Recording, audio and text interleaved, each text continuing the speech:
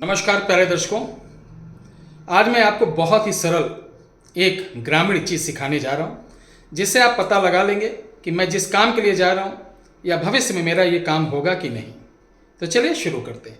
प्यारे दर्शकों, उसके पहले मैं बता दूँ कि हमारे इस समय नई सेवा चालू हुई। जो आपका कोई भी प्रश्न हो, इसके लिए आप हमारे अयोध्या धाम आते हैं, टिकट खर्चा करते हैं, पैसा, गाड़ी, रुपया, पैसा, होटल, पानी, 10-12 हज़ार रुपये खर्च करके अपना समय भी बर्बाद करके यहाँ आते हैं।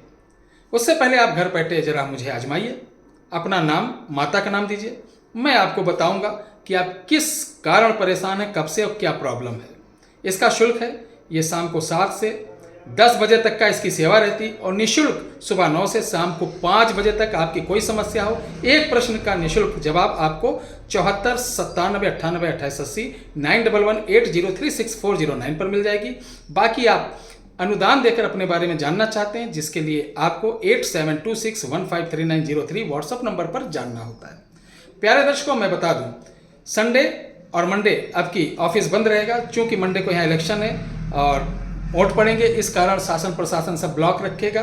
तो कृपया जो लोग आना चाहते हैं वो बिल्कुल ना आए, ठीक है।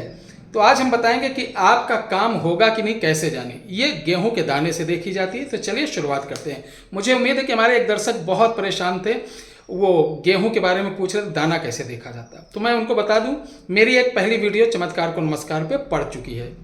ये दाने से सिर्फ आपका या किसी का कोई काम होगा कि नहीं होगा, उसको देख सकते हैं। चलिए शुरुआत करते हैं। प्यारे दर्शकों, इसको देखने के लिए सबसे पहले आपका मन पवित्र होना चाहिए। हंसी मजाक या ट्राई के लिए नहीं देखना चाहिए। ट्राई के लिए देखेंगे तो आपका ये काम बिल्कुल नहीं होगा। सही या गलत जवाब आपको मिल सकता है। सही टाइम है सुबह के शाम नहा धोकर या संध्या के समय आपको देखना होता है। इसके लिए आपको 12 गेहूं के दाने लेना होता है और 12 गेहूं के दाने लेने के बाद नहा धोकर के धूप दीप देकर उन 12 जो गेहूं के दाने हैं उनके ऊपर यह वाला मंत्र आपको पढ़ना होता है। 12 बार पढ़ेंगे, ठीक है।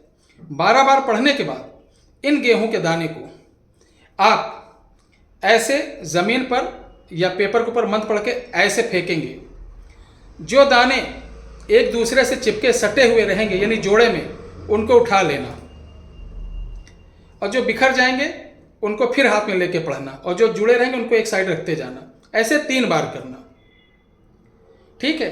3 बार में जितने जुड़े हुए निकलें, यानी सब निकलते हैं, जैसे 2-2 करके 6 निकला, 2-2 2-2 करके 6 निकला, तो समझ जाइए जिस काम के लिए आपने प्रश्न किया वो काम होगा, ठीक है।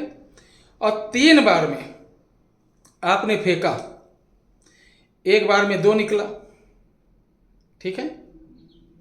एक बार में 2 निकला, फिर एक बार में निकला ही नहीं, यानी 2 आपका वार लगा और एक वार खाली, यानी वचन 2 में वचन मिला, 1 में नहीं मिला, तो समझ जाइए काम में संदेह, ठीक है। जैसे हमने एक बार पढ़ा फेंका, तो 12 में से 2 गेहूं आपस में ऐसे जैसे जोड़ा चिपके हुए मिल जाते हैं, तो उनको यानी 1 वचन मिल गया। फिर मंत्र पढ़िए, फिर डालिए, फिर मिल जाता है तो समझिए 2 वचन मिल गया। फिर मंत्र पढ़िए, अगर मिल गया तो 3 वचन मिल गया। तीनों मिल गए तो बहुत अच्छी बात है, ठीक है। मेरी बात समझना, हो सकता है आप लोग नहीं समझ रहे हो।